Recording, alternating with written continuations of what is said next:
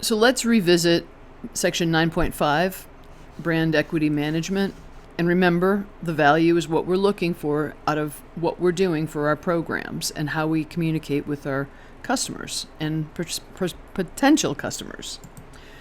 So when we're thinking around brand equity, we always have to have a baseline, meaning when we want to make a change, we have to understand where we are today prior to changing anything, and understanding what goals we have and what we're trying to influence with that change, be it a program, be it an awareness campaign, be it a difference in how we service our customers. All of those components work together continuously to bring forward brand equity.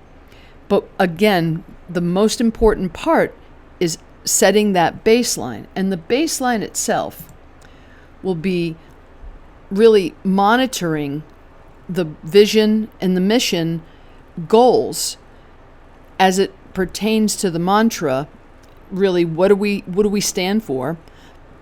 And how do our products that we offer support that mantra and the goals? So the next part is, let's just look at the definition really quickly of brand equity. It's a set of organizational processes designed to improve and understand the understanding and use of the brand equity concept. So when we're doing any activity within the firm, our employees should understand the reason why. Basically, the question that you're answering is, how does what I do fit into the overall vision for the firm? And engagement of the employees is just as important for their understanding, to understand what they're doing to enable this change and why. Answering the question of why. So transparency.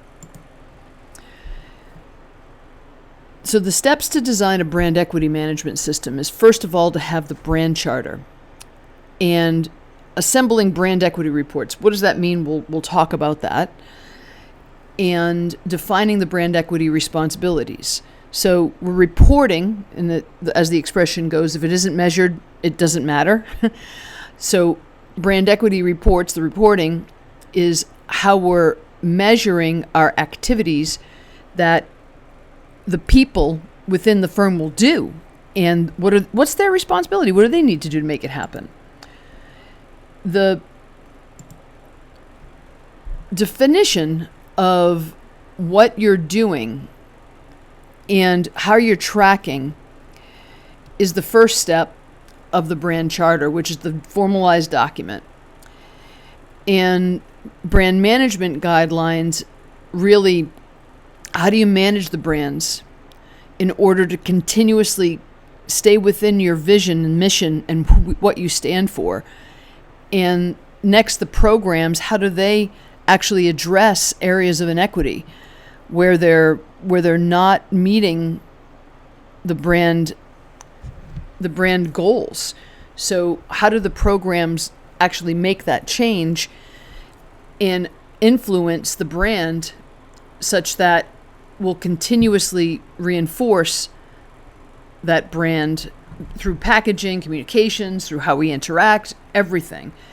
And then knowing that the brand charter will be updated on a periodic basis. So it's not set it and go and be done with it. It's continuous.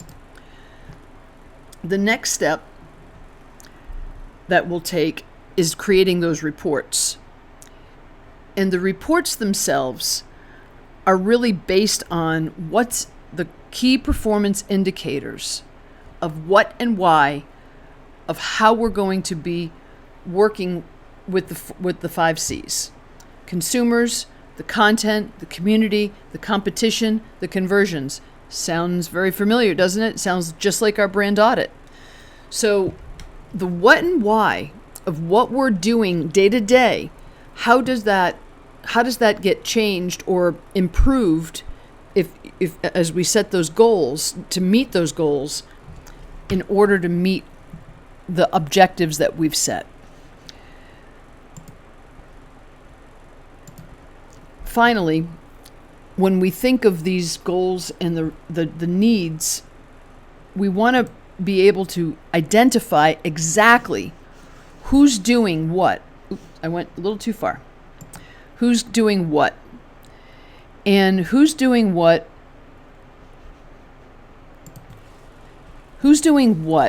is typically called a RACI. And you'll hear people talk about RACIs when it pertains to processes and who's doing what is my responsibility as an employee along that process. So when I'm responsible, I am doing that task. I am actually executing on that task, but it's maybe going towards a profit and a P&L statement for the owner of that whole product line. So the product owner is accountable. And there's people that are outside of our organization that may need to be consulted. Legal, compliance, other suppliers, distributors. So the stakeholders that must really approve what we're doing, and even generally speaking, the firm should be able to articulate the message of what we're doing as we create these brand equity responsibilities. What are we doing and why are we doing it? Again, we're not just changing something for change's sake because of gut reactions. We're basing it upon data. All right, thanks. Sorry this was a little long.